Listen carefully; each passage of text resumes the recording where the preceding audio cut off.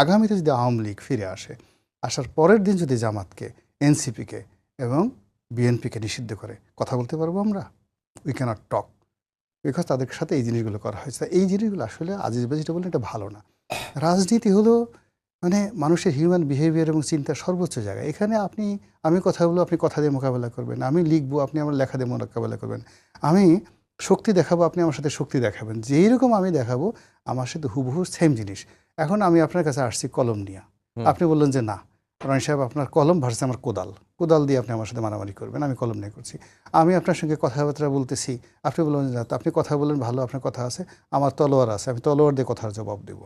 এটা রাজনীতি হয় না, এটা জঙ্গলের আইন বলা হয়। এখন যেটা আছে যে আওয়ামী লীগকে আপনি রাজনৈতিকভাবে মোকাবেলা করেন, জামাতকে রাজনৈতিকভাবে মোকাবেলা করেন, বিএনপিকে রাজনৈতিকভাবে মোকাবেলা করেন, এবং আমরা যখন এই প্রতিপক্ষকে রাজনৈতিকভাবে মোকাবেলা করার ক্ষমতা হারিয়ে ফেলি, তখন আমরা এই ধরনের কালো আইনের দিকে যাই, অথবা আমরা নিজেদের প্রতি বিশ্বাস হারিয়ে ফেলি।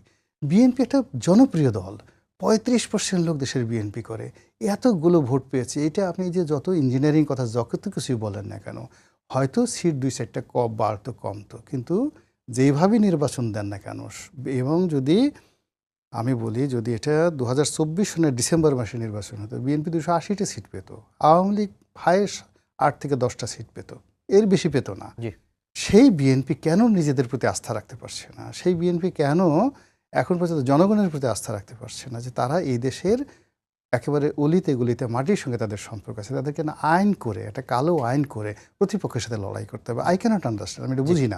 1 মিনিট সময় আছে, আমি বলি নেপালে ইলেকশন হয়ে গেছে, সেখানে ছাত্রদেরকে প্রথমে কার্কি এসে প্রধান বিচারপতি ছিল, সে দায়িত্ব নিয়েছে, ছাত্ররা আসছে বলছে তোমরা শিক্ষা প্রতিষ্ঠানে ফেরত যাও, আমি 6 মাস পরে ইলেকশন দিচ্ছি, ইলেকশন করে দেখো জনগণ যারা ভোট দেয়।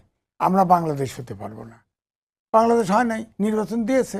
এই পরিস্থিতি তৈরি করেছে ডক্টর মোহাম্মদ ইউনূস।